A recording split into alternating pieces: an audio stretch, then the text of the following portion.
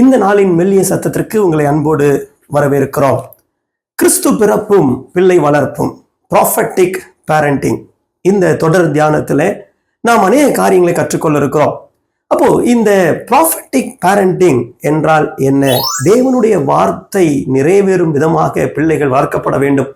உரைக்கப்பட்ட கடவுளுடைய வார்த்தையுடைய நிறைவேறுதலாக இயேசு கிறிஸ்து பாலகனாக பிறந்தார் என்பதை நாம் பார்த்தோம். இதுல முதலாவதாக இந்த குழந்தையினுடைய பிறப்பு, இயேசு கிறிஸ்து என்கிற குழந்தையினுடைய பிறப்பை தகப்பனாகிய யோசேப்புக்கும் தாயாகிய மரியாளுக்கும் அதை அறிவிக்கும் பொழுது இங்க நம்ம ஒரு காரியத்தை நாம் பார்க்கிறோம். மத்தேயு எழுதின நற்செய்தி நூல் 1ஆம் அதிகாரம் 21வது வசனம். மத்தேயு 1:21. அவள் ஒரு குமாரனை பெறுவாள், அவருக்கு இயேசு என்று பெயரிடுவாயாக, ஏனெனில் அவர் தமது ஜனங்களின் பாவங்களை நீக்கி அவர்களை ரட்சிப்பார் என்றான். ஏனெனில் அவர் தமது ஜனங்களின் பாவங்களை நீக்கி ரட்சிப்பார். அப்போ இங்க யோசேப்பிட்ட சொல்லும் பொழுது, எப்பா இந்த குழந்தையை குறித்து ஒரு நோக்கம் இருக்கிறது, இந்த குழந்தையை குறித்து ஒரு பர்பஸ் இருக்குது. அது என்னன்னா, he is going to be a savior என்பதை இங்கு யோசேப்புக்கு அறிவிக்கப்படுகிறது. அதே போல மரியாளுக்கு பாருங்க, லூக்கா 1ஆம் அதிகாரம் 31-32 வசனங்கள். லூக்கா 1:31-32. இதோ நீ கர்ப்பவதியாகி ஒரு குமாரனை பெறுவாய், அவருக்கு இயேசு என்று பெயரிடுவாயாக. அவர் பெரியவராயிருப்பார், உன்னதமானவருடைய குமாரன் எனப்படுவார். கர்த்தராகிய தேவன் அவருடைய பிதாவாகிய தாவீதின் சிங்காசனத்தை அவருக்கு கொடுப்பார். இங்கு மரியாளுக்கு சொல்லும் பொழுதும் இந்த பாலகன் என்ன செய்ய போகிறார், எப்படிப்பட்டவராய் இருக்க போகிறார், அவர் யார் என்பதையும் இது குறிக்கிறது. அப்போ இது ஒரு விஷயத்தை நமக்கு கற்றுக் கொடுக்குது. நம்முடைய குழந்தைகளை குறித்தும் ஆண்டவர் ஒரு பர்பஸ் வைத்திருக்கிறார். ஐ மீன், who they have to become என்பதிலும் ஆண்டவருக்கு ஒரு நோக்கம் இருக்கிறது.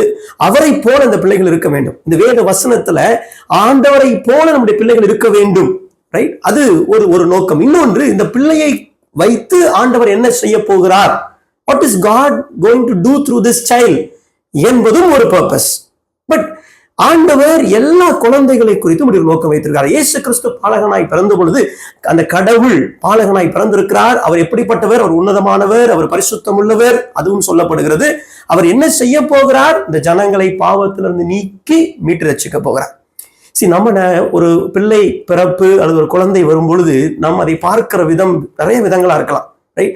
அந்த குழந்தை பிறப்பு என்பது, அந்த குழந்தையை என்னுடைய குழந்தைய நான் இப்படிலாம் வளர்க்கணும், என் குழந்தைக்கு நான் இதெல்லாம் செய்யணும், என் குழந்தை வளர்ந்து இதெல்லாம் பண்ணணும், என் குழந்தை இப்படிப்பட்ட நிலைமையில இருக்கணும், என் குழந்தை இப்படிப்பட்டதான் இருக்கணும். நிறைய நேரம் நம்ம சொல்லுவோம், என் குழந்தை யாருக்கிட்டையும் ஏமாந்துடக்கூடாது, என் குழந்தை தைரியமா பேசணும். அப்ப என் குழந்தையுடைய கேரக்டர் எப்படி இருக்கணும் என்பதை குறித்து நமக்கு நிறைய ஆசைகள், விருப்பங்கள் இருக்குது. என் குழந்தை என்ன செய்யணும், எப்படிப்பட்ட வேலைக்கு போகணும், எப்படிப்பட்ட ஒரு ஆளாக மாற வேண்டும் என்பதை குறித்தும் நிறைய ஆசைகள், விருப்பங்கள் இருக்கிறது.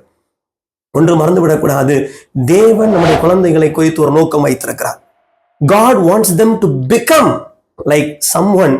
அவர் விரும்புகிற ஒருவனாக நம் குழந்தை மாற வேண்டும் என்று தேவன் விரும்புகிறார். நம் குழந்தையை வைத்து ஆண்டவர் ஏதோ ஒன்றை செய்ய விரும்புகிறார். அந்த நோக்கத்திற்கு நாம் நம்மை ஒப்பு கொடுத்து இந்த பிள்ளையை வளர்க்கும் பொழுதுதான் அது தீர்க்க தரிசனம் உள்ள பிள்ளை வளர்ப்பாக இருக்கும். ஸோ இந்த ப்ராஃபட்டிக் பேரண்டிங்ல முதல் காரியம் பர்பஸ் ஃபோக்கஸ்ட் பேரண்டிங். இந்த குழந்தையை குறித்த தேவனுடைய நோக்கம் என்ன, விருப்பம் என்ன? மோசே பாலகனாய் பிறந்த பொழுது எல்லா சூழ்நிலைகளும் ஆப்போசிட்டா இருந்துச்சு. அந்த குழந்தை கொல்லப்பட வேண்டும் என்ற சூழ்நிலை இருந்தது. ஆனா தேவன் அந்த குழந்தைக்கு ஒரு நோக்கம் வைத்திருந்தார். அந்த பெற்றோர் அதற்கு ஏற்ற வழியில அதை கொண்டு போன பொழுது ஒரு பெரிய தலைவனாக மோசே மாறினார். இயேசு கிறிஸ்துவனுடைய அந்த குழந்தை பருவத்தில் அந்த குழந்தைக்கு ஒரு நோக்கம் இருந்தது.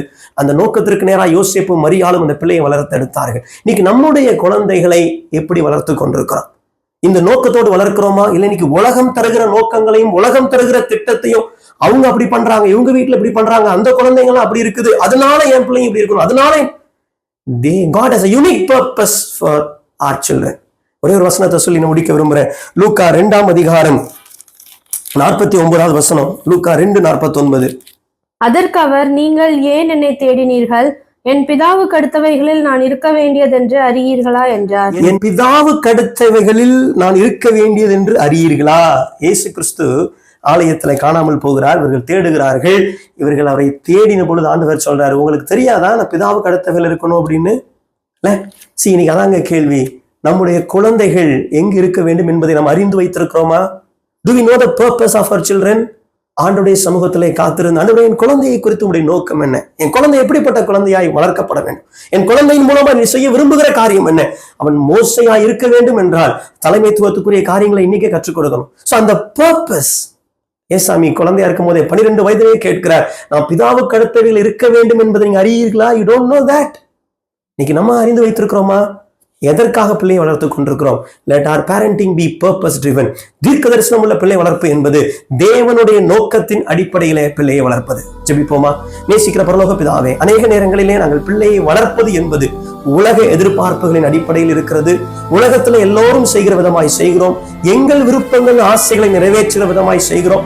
நான் எங்க வாழ்க்கையில நடக்காததை பிள்ளையுடைய வாழ்க்கையில கிடைக்க செய்யணும், நடக்க செய்யணும்னு சொல்லி நாங்கள் செய்கிறோம். ஆனா நீர் இந்த குழந்தையை குறித்து வைத்திருக்கிற நோக்கம் என்ன என்பதை அறிந்து பிள்ளை வளர்க்க உதவி செய்யும். இயேசு கிறிஸ்து மூலம் ஜெபிக்கிறோம் ஜீவன் நல்ல பிதாவே, ஆமென்.